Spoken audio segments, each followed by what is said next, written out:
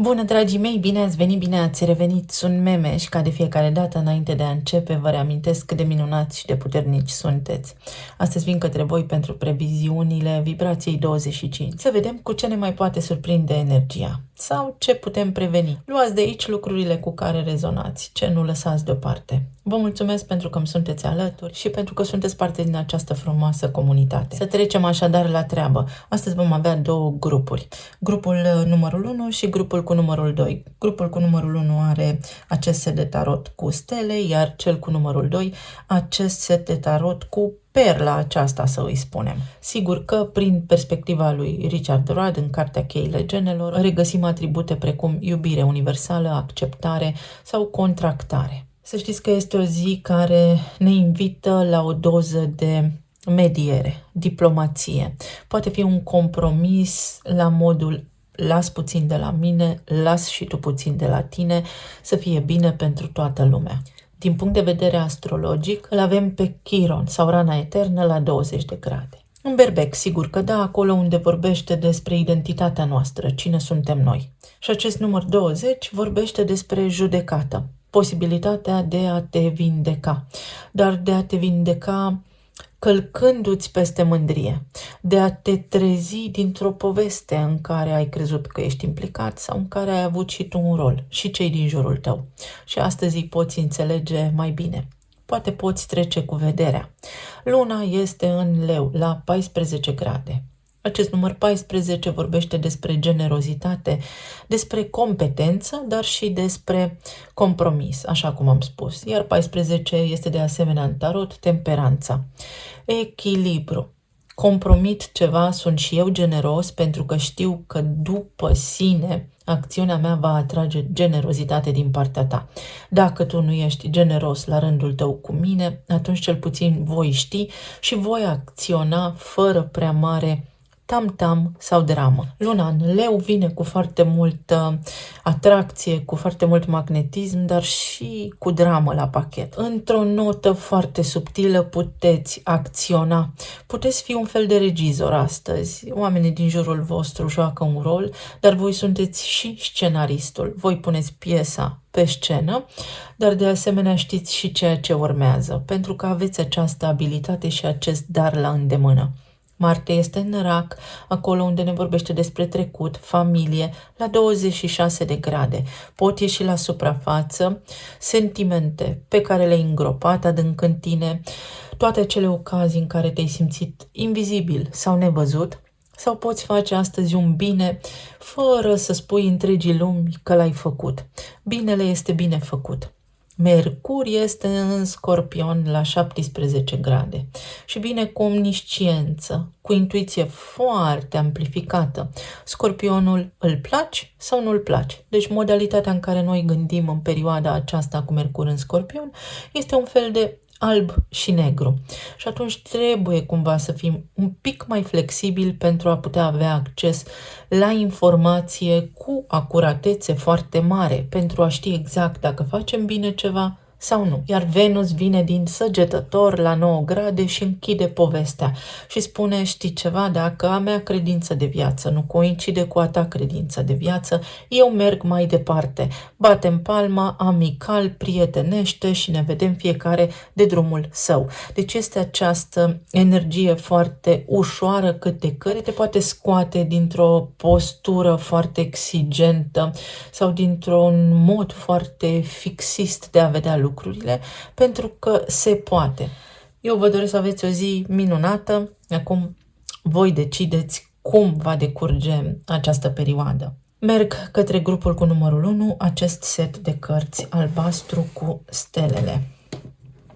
Dar înainte de a vedea ce ne spune tarotul, sigur că vom lua și indicii din cărțile oracol, să vedem care sunt mesajele. Angajament.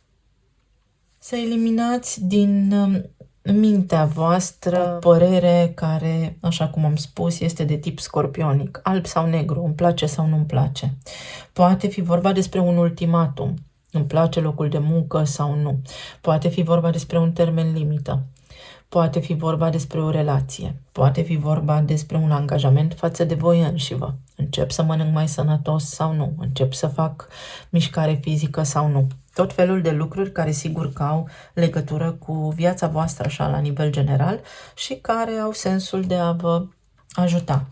Un angajament poate fi un contract, pentru că această cheie 25, cum o denumește Richard Rudd, vorbește despre contractare. Uite, un angajament foarte ferm.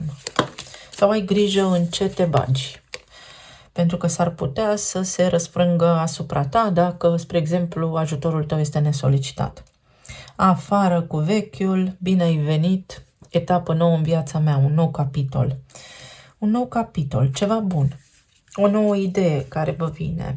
O etapă nouă, un nou loc de muncă, o nouă relație, o nouă abordare, gânduri noi, mai optimiste. Voi lua doar o carte. Sunt prea multe și stăm până mâine aici. Mândrie, recunoaștere, validare, poziție în care, ce interesant cum rezonează, să fii aplaudat, să fii venerat în această lună din Leu, vedeți? Care asta vrea, să fie aplaudată, la scenă deschisă, să fie complimentată. Apoi avem strămoșii, avem ceva ce are istorie în viața noastră. Nevoia de validare, nevoia de a fi văzut, iubit, mângâiat, acceptat. Asta poate ieși la suprafață astăzi pentru a fi vindecat.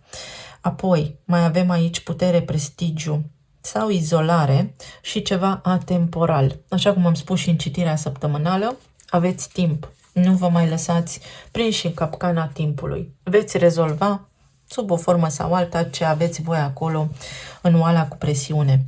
Poate fi ceva ce are legătură cu familia, să vă decondiționați, să rupeți un contract energetic cu un fel de a fi, cu un mod de a gândi, cu un tipar al familiei.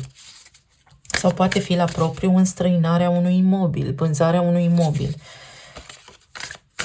Schimbarea unui loc, mă mut dintr-un loc într-altul. Sau acasă, cu ai mei, poate fi și asta.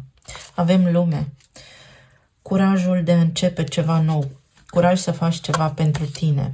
Pajul de bâte. Curajul să faci ceva nou, ceva bun pentru tine. Și 9 de cupe, ce cărți fabuloase. Ce aliniați sunteți voi pe această vibrație 25. Aici este vorba despre a trece la o altă etapă sau este vorba despre o bucurie de copil, o bucurie pură, un eveniment care va aduce bucurie, pur și simplu astăzi. Mai merităm și așa ceva, sigur că da. În zona relațiilor este ieșirea dintr-o buclă, încheierea unei situații complicate, depășirea unui moment tensionat din relația voastră. Cei care sunteți singuri, cineva poate începe să vă curteze. Dar trebuie să existe în voi această lipsă de prejudecată, această decondiționare, să fie cineva potrivit pentru mine și atât, fără nimic altceva. Apoi, poate fi vorba despre o revedere cu cineva din locurile voastre natale, din orașul în care v-ați născut, din țara de unde sunteți, să fie așa un sens al apartenenței comun. Pentru cei care sunteți în relații deja formate, poate fi vorba despre o activitate care are legătură cu ai voștri copii, care va aduce foarte multă bucurie, este un început alături de copiii voștri. Are sens pentru unii dintre voi. Pentru alții dintre voi poate fi vorba despre o bucurie, despre o acțiune, despre un proiect nou, despre ceva ce vreți să faceți și cumva este reciproc așa sentimentul când vine vorba despre această cauză, despre acest proiect, despre această acțiune, atât din partea voastră cât și din partea partenerului. Poate fi vorba despre o călătorie, despre străinătate, despre ceva ce se închide, dar deopotrivă și începe. Este o încheiere și un început la oaltă. Poate fi vorba despre curajul de a spune ce vă doriți. Vreau să merg mai departe, vreau să rup acest angajament, vreau să nu mai compromit nimic, vreau să fiu generos cu tine și pentru că te iubesc te las să-ți vezi de viața ta, pentru că în acest moment viața mea nu mai coincide la nivel de viziune și de credință cu a ta. Și asta poate fi. Iar pentru cei care sunteți în perioada de separare, trebuie să vă eliberați. la nivel energetic, de corzile care au rămas încă conectate între voi și foștii voștri parteneri. Și uite, așa se poate elibera energia veche a relației, poate exista o reluare, dacă mai este cazul, pe curat, sau poate fi vorba despre îndepărtare, despre a elimina acest compromis, despre a elimina această stare de sacrificiu din mentalul vostru acum pentru a putea merge către o nouă etapă din viața voastră.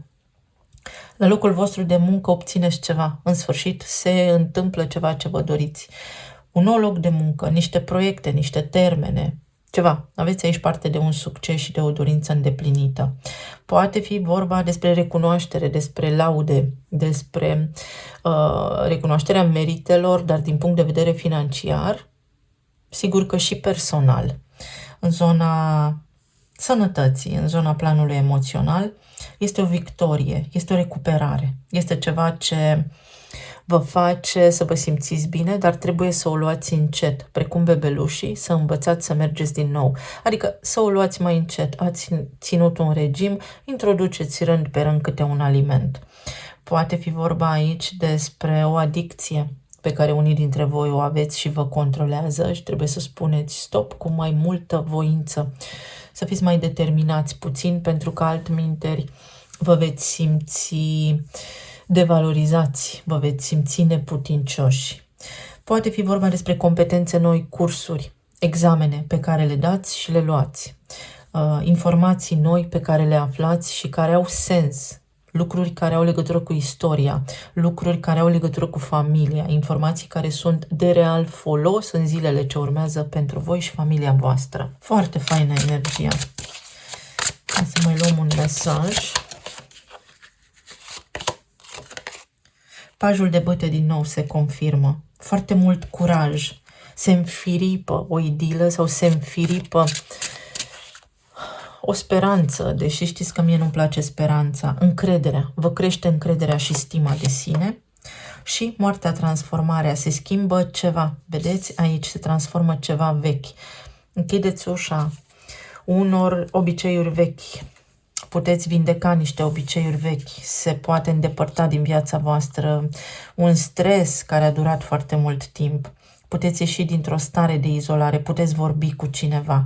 Intrați pe o frecvență cu ceva ce vă doriți voi acum, cu un om, cu un gând, cu o dorință. Și se poate îndeplini această dorință foarte rapid.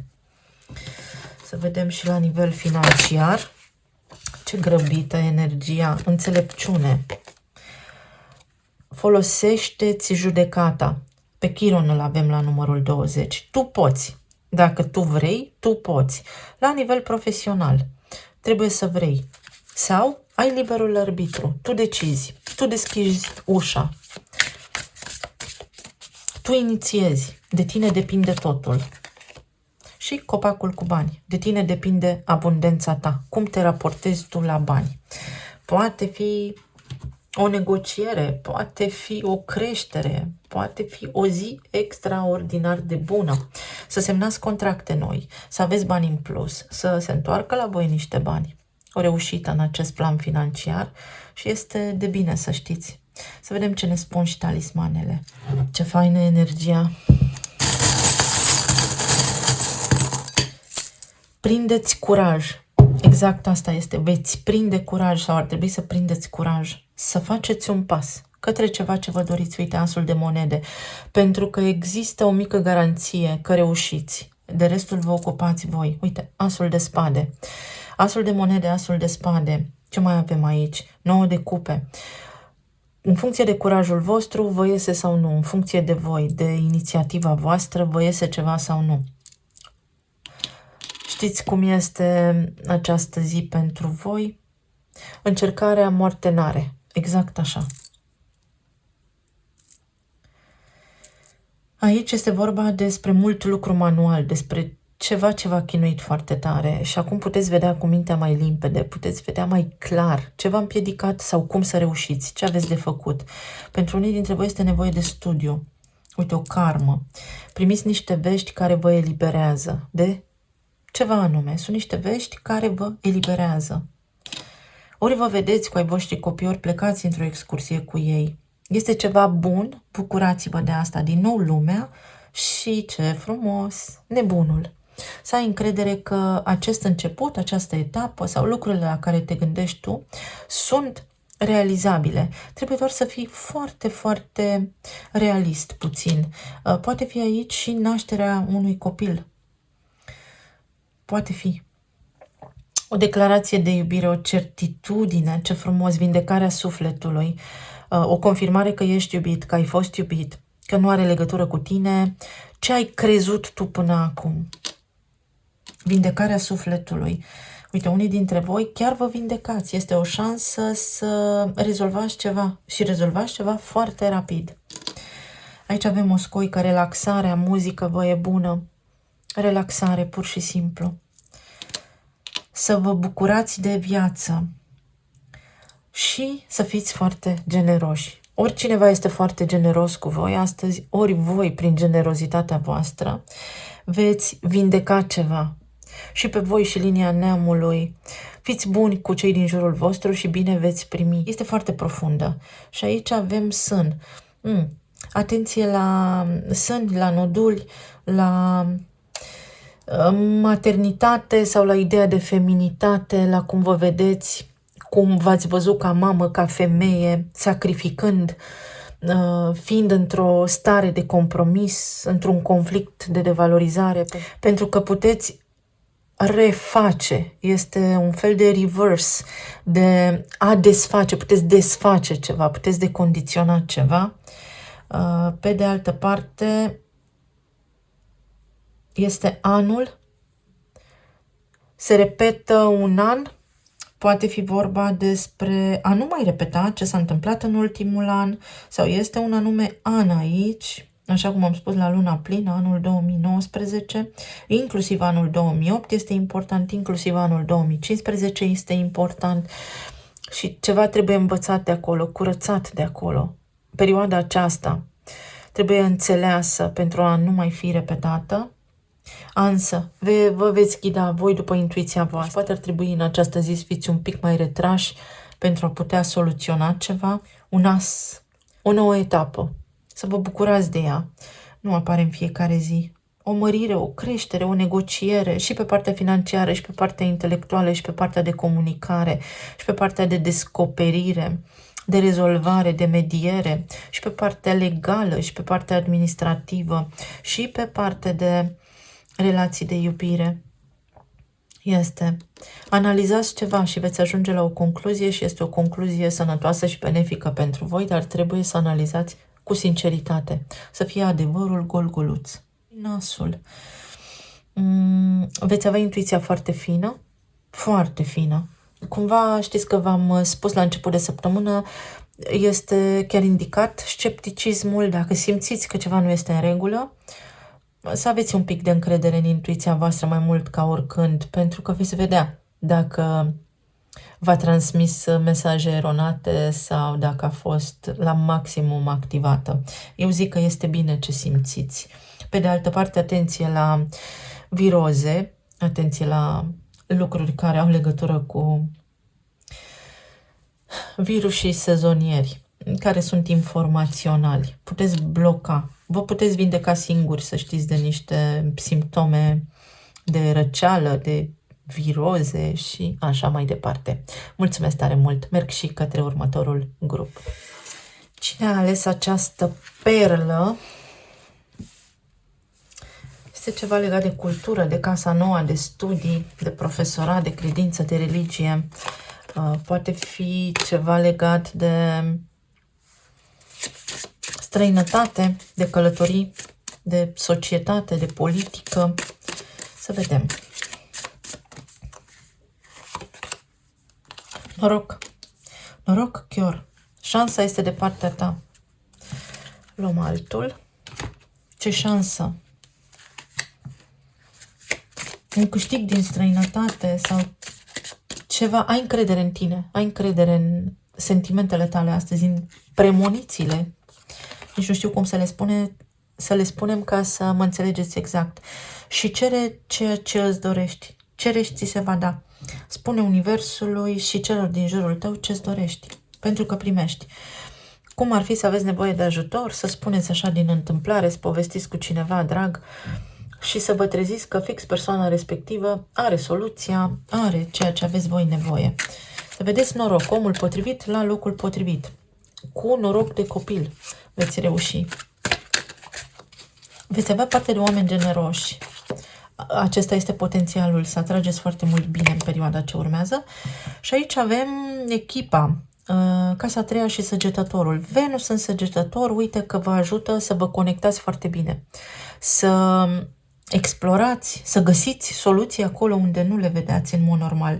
Vă sincronizați voi, ajungeți într-un loc unde toată lumea vă aplaudă, unde competențele voastre sunt foarte utile, dar și apreciate. Este echipă, este leadership aici, împreună cu cineva. Reușește astăzi, cineva chiar îți întinde sincer o mână de ajutor. Poate fi vorba despre alianțe, despre parteneriate, despre mediere sau, așa cum am spus, spune ceea ce îți dorești, pentru că Venus în săgetător la 9 grade va avea această tendință, cel mai probabil, să spună îmi iau jucăriile și plec. Iar tu să spui stai puțin să discutăm ca doi oameni maturi sau stai puțin înainte să-ți iei găletușa și să schimbi groapa cu nisip, să vedem ce trebuie să facem sau ce putem face și să vedem așa în funcție de valorile fiecăruia dintre noi. Și acest lucru este acel compromis mai elevat despre care vorbeam. Las de la mine, las de la tine și uite că acceptăm împreună termenii și condițiile de funcționare în acest parteneriat. Este o mediere, mai pe scurt așa. Hai să vedem. Ce avem aici? 5 de spade, compromisul. S-ar putea să nu fiți dispuși unii dintre voi la acest lucru. 4 de monede, uite exact, să nu fiți dispuși sau cineva să nu fie dispus să lase de la sine moartea, doar că energia se va opune și va spune stop joc. Nu este după tine, dacă nu ești corect, s-ar putea să o încasezi. 4 de spade și regele de spade. Da, discuția, mediatorul. Astăzi pentru voi. La voi este energia un pic mai mentală, este vorba despre rațiune, raționament, ai cum să folosești un anume raționament sau ar trebui să te bazezi pe rațiunea ta atunci când faci activități de genul Casa 3 din astrologie. Faci cursuri, drumuri pe distanțe scurte, atenție la drumuri, atenție în mașina cui te urci, atenție, nu pleca cu mașina fără să ai suficient combustibil, fără să ai revizia făcută. De asemenea, atenție unde mergi, cu cine interacționezi, vecini, comunitate, familie extinsă. Atenție la aceste lucruri sau la tranzacții. Pentru că poți cumpăra ceva din neatenție, îți poate ajunge coletul deteriorat, genul acesta de interacțiuni, sau unde pleci la drum. S-ar putea să fii nevoit să nu pleci, să nu te superi, să ți se amâne o călătorie, să fii întors din drum. Bucură-te, pentru că așa vei fi salvat, ocrotit. Cine știe ce se întâmplă la destinație și peste cine ai fi dat acolo sau ce situație neplăcută de fapt eviți. În zona relațiilor, este un compromis, este o mică stare de tensiune în care nimeni nu vrea să cedeze. Aici este energia lunii din Leu, care este egoistă, puțin mândră, aduce puțină dramă, doar că vine Pluton Capricorn și spune copii, ne așezăm frumos la masă și stăm de vorbă. Așa cum v-am învățat, așa cum v-am educat. Nu vreți să faceți asta? Nu-i nimic. Situația se va repeta la nesfârșit într-o buclă din spațiu și din timp până când veți învăța. Și uite că aici toată lumea nu va avea altceva de făcut mai bun sau nu va avea o altă alegere de făcut decât aceasta de a sta de vorbă și de a se liniști. Și voi și cineva anume. Dacă, nu știu, găsiți oameni nervoși, puteți spune nu-mi place cum te porți, comportamentul tău îmi displace sau partenerul de viață. Poate fi vorba și despre faptul că acceptați o situație la nesfârșit și poate partenerul de viață sau partenera, sigur eu vorbesc la nivel general, este foarte axat pe tehnologie, stă toată ziua cu telefonul în mână sau este interesat de știri, de televizor, de ziare, etc. Sau se odihnește și este complet pasiv când vine vorba despre treburile casei sau despre situația de cuplu. Și aici voi aveți menirea sau sensul de a spune împreună ducem gunoiul, împreună băgăm rufele la spălat, pentru că altfel nu se poate. Pentru că Dacă nu suntem buni unul cu celălalt, atunci unul dintre noi va trebui să compromită timp, sănătate, pentru a-l ține în spate pe celălalt. Eu fac lucrurile astea oricum pentru casă, doar că mi-ar plăcea să îmi fii alături. Și puteți bate palma sau nu, pentru că l-avem pe Mercur în Scorpion, dar Mercur în Scorpion scoate la suprafață foarte limpede toate aceste lucruri și este un fel de pus în fața faptului împlinit. Nu prea are nimeni unde să se ascundă astăzi. Cei care sunteți singuri, încercați să vă relaxați puțin, pentru că nu este acum momentul să faceți orice pentru a avea pe cineva alături. Voi aveți un timp foarte important la dispoziție. Înainte de a cunoaște pe cineva, trebuie să știți ce vreți și să vă apreciați mai mult. Și să știți că din întâmplare, așa ca printr-o coincidență, printr-un noroc, puteți cunoaște pe cineva. Este nevoie înainte să aveți mintea foarte limpede. Pentru unii dintre voi cineva deja v-a văzut pe lângă casă. S-ar putea să fiți în vizorul cuiva. Cei care traversați perioade de separare, aici vă se spune clar, ai fi rămas într-un compromis, n-ai fi fost fericit. Tu ai fi crezut că ești norocos, dar când colo nu erai o echipă, erai într-un cuplu, dar singur. Și, uite, energia te ajută să te refaci, să-ți dai seama de aceste lucruri, să accepti, să fii sincer cu tine pentru a putea trece la o altă etapă. Pentru că și tu meriți să fii iubit. Poate fi o nevoie foarte mare de validare astăzi. Pajul de spade. Da, abilitatea de a fi sincer sau sinceră cu tine astăzi. Veți avea claritate mentală, veți vedea. Unii dintre voi puteți spune, fără niciun fel de ocol, direct, ce aveți de spus. Sigur că diplomat așa și cu tact, dar adevărul. Pe de altă parte, s-ar putea să fie cineva aici care în sfârșit admite adevărul, care dă înapoi și recunoaște ceva. Și asta vă avantajează. Roata destinului. Este un sens al predestinării. Exact cum am spus, roata se învârte și nimeni nu se poate opune. Este o situație care se transformă pentru toți cei implicați în ceva anume. Este vorba despre Jupiter aici, este vorba despre drumuri. Atenție la drumuri. Atenție să nu te răzgândești. Poate fi cineva care te roagă să te îndupleci, să ierți, să faci anumite lucruri. Dacă tu nu simți, atunci mențineți poziția. Poate fi și un sens al predestinării, poate fi și ceva ce are legătură cu ai voștri copii, care vă întorc din drum, care au o nevoie deosebită de voi. Astăzi voi v-ați planificat ziua cumva, dar apare ceva neplanificat, neprevăzut. Ideea este să vă păstrați calmul și să vă mențineți mintea limpede, pentru că totul se rezolvă. Și mai luăm o carte. S-a lipit aici ceva. 9 de spade și regele de spade. Le-am luat pe amândouă. Nu vă panicați, încercați să vă relaxați și să vă odihniți. Este o zi pentru liniște. Veți vedea că veți scăpa de acest stres sau de agitație.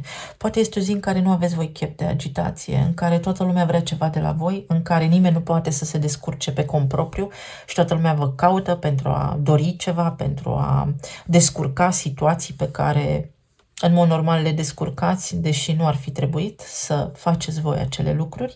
Și uite că vă puteți liniști și puteți spune astăzi nu, te rog nu, astăzi mă ocup de mine. La nivel de plan financiar profesional vă simțiți puțin rătăciți, vreți o schimbare. Nu știți către ce să vă îndreptați, dar veți vedea că există un fir, există o poveste, există o direcție pe care o puteți găsi. Vorbind cu cineva care se aseamănă cu voi în gândire, care are același stil cu al vostru, vă extrageți din acea conversație o idee. Și este o idee foarte importantă. Ceva se naște, un parteneriat se naște aici, vedeți? Trebuie doar să vă întâlniți, să vă aliniați cu cineva sau să ieșiți din casă. Poate unii dintre voi aveți ceva provocări de sănătate, pot fi cu plămânii, să știți, aceasta este o carte a gemenilor, viroze, plămânii. Ce stochează ei acolo? Foarte multă tristețe. Tristețe care poate veni dintr-o pierdere financiară sau din lipsă de timp. Mă simt neputincios, vreau să fac niște lucruri și nu pot, nu am timp și uite așa, vă măcinați, vă supărați pentru tot felul de lucruri care, până la urmă, să știți că nu au importanță. Viața nu este despre câte feluri de mâncare gătim sau dacă am reușit să ștergem într-o zi praful sau nu. 2 de monede.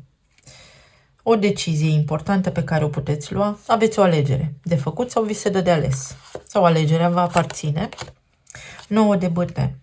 Deși s-ar putea să vă fie teamă, să știți că aveți experiență sau poate se tot repetă niște situații și voi deja aveți experiență și v-ați pierdut încrederea, dar 10 de monede spune stai liniștit că vei rezolva și partea financiară, stai liniștit că la tine în casă, până la urma urmei, trebuie să fii ascultat dacă tu ești cel care în permanență face pentru toată lumea câte ceva, sau ar trebui să spui, uite, noi suntem o familie, dar fiecare se ocupă de sine, fiecare are grijă de el, nu sunt eu părintele suprem al tuturor. Luna conduce, luna din leu. Poate voi trebuie să fiți autoritari cu ai voștri copii sau le dați niște sfaturi, ei le refuză și cu toate astea să știți că ale voastre cuvinte vor avea un ecou foarte puternic, doar că nu vor admite pe loc. Ajutați un copil, unii dintre voi, sau sunteți pe drumuri, este o zi destul de agitată, pe drumuri și nu apucați să faceți tot ce v-ați propus. Asta este. Nici eu nu apuc. Mă mai supăr și eu din când în când. Le iau așa cum vin. Să vedem în zona planului financiar. La nivel de sănătate să aveți grijă la epuizare și la lipsă de odihnă, de somn. Schimbări rapide. Să ai curaj să faci un pas înainte. Să ai curaj să admiți ceva, să accepti ceva. Este Chiron acolo la 20 de grade și Chiron este în berbec. Tu trebuie să începi ceva, dar te descurci cu ce ai la îndemână. Lucrează cu materialul clientului. Nici nu poți să-i faci pe cei de lângă tine mai inteligenți, nici să aibă aceeași părere cu tine. Tu poți să spui părerea ta și să mergi mai departe. Cine vrea, bine. Cine nu, un fel de la revedere. Te pup, papa. La nivel medical, atenție, s-ar putea să fie migrene, dureri de cap, să luați analgezice. Încercați să vă hidratați. Încercați să respirați. Respirăm așa adânc și ne liniștim și veți vedea că este și o lipsă de oxigen. Ceva se întâmplă acolo. Poate fi și foarte multă emoție, foarte multă tristețe în bazin care vă împiedică să vă mișcați. Poate fi și ceva ce are legătură cu gâtul, roșu în gât, conflict de îmbucătură, îi se spune în noua medicină germanică. Adică am spus ceva și nu mai auzit sau am spus ceva și n-am obținut ce am vrut sau nu mai auzit. Pur și simplu mi-am înghițit cuvintele. Nu sunt auzit, nu sunt ascultat. Uite aici, norocul. Spune ceea ce vrei pentru că situația se schimbă. Trebuie să lucrezi în echipă. Poate la locul de muncă, ești singurul care face. Totul este în spatele tău, pe umerii tăi, pentru că doar tu știi să faci ceva anume și vrei să pleci într-o vacanță și vrei să-ți iei concediu sau niște zile libere pentru că ai nevoie, dar nu ai backup, nu știe nimeni să facă ce faci tu. Vei rezolva. Dacă tu îți dai demisia, atunci ce se întâmplă? Dacă tu n-ai fi acolo, pe tine cine te înlocuiește? Se rezolvă niște lucruri. Încercați să vă liniștiți pentru că veți putea rezolva furtuna, să spunem așa. Să vedem ce ne spun și talismanele. Este un pic mai tensionată aici energia, doar pentru că aveți foarte multe gânduri sau sunteți foarte activi. Zi foarte plină, foarte încărcată. Și este un fel de presiune, trebuie să fac totul de unul singur, cam așa. Simt eu energia pentru grupul vostru. Uite, veți reuși să faceți niște lucruri, nu chiar tot ceea ce v-ați propus, pentru că aveți foarte multe de bifat, dar veți reuși. Pluto din Capricorn vă spune, ok, este important să iei lista de priorități și ce contează cel mai mult, ce este primordial pentru tine, nevoia ta de supraviețuire. Pe de altă parte, este nevoie să fii un pic autoritar și să spui exact ce gândești, într-o formă foarte empatică și generoasă, pentru că asta îți va aduce liniște. Dacă îți rămân cuvintele în gât, nu te vei simți bine. Bani, putere și glorie. Deci pe la locul de muncă aici s-ar putea să fie un mic stres, să nu puteți fi lângă cineva să aibă nevoie de voi și voi să nu puteți fi, sau poate fi vorba despre o luptă de putere acolo, oameni maturi care își alocă niște merite necuvenite, vă apasă așa pe voi și pe mine mă mai apasă din când în când. Primiți o notificare, primiți o înștiințare care spune că trebuie să faceți ceva, este cu trebuie în față. Sau nu neapărat asta spune notificarea, dar este un fel de responsabilitate, de nevoie de a remedia ceva. Curaj, reușiți să faceți asta. Nu vă lăsați controlați nici de rutină, nici de nimic. O veste. Uite, o călătorie. Voi vreți să plecați undeva sau vreți să începeți niște lucruri și nu aveți mână liberă să vă desfășurați, veți reuși. Uite, veți reuși, încet, încet, veți reuși să vă eliberați. Un căluț. Ba da, vă veți elibera. Pentru alții dintre voi este ceva legat de trecut aici. Nu știu, v-a marcat ceva profund. Dar, din nou, a venit momentul să vă eliberați. Este fix ora 11:07, cam așa indică aici. 11:06, 23:06. Am avut ziua 23. Puteți revedea acolo informația, iar 6 este omul. O victorie, o reușită. Uite, vine un val așa de căldură, vă trec toate emoțiile până reușiți, dar veți reuși ceva. Și la voi apare microscopul. Analizați voi foarte mult, nu prindeți curaj, întoarceți problema pe toate părțile, vă gândiți, vă răzgândiți. Mergeți mai departe sau luați lucrurile exact așa cum se prezintă astăzi pentru voi, alb sau negru. Se poate, nu se poate. Nu vă mai frământați, nu vă mai stresați. Uite, relaxați-vă pentru că se rezolvă ceva. Veți fi puși într-o poziție de putere. Veți avea puterea cuvântului sau puterea să decideți ceva. Veți fi prima vioară și un măr. Foarte interesant. Sus vibrația. Nu picați în capcană astăzi, nu îi lăsați pe alții să cânte melodia pe care voi să dansați. Ceva de genul acesta. Credință și un copil. Vedeți? Este ceva aici.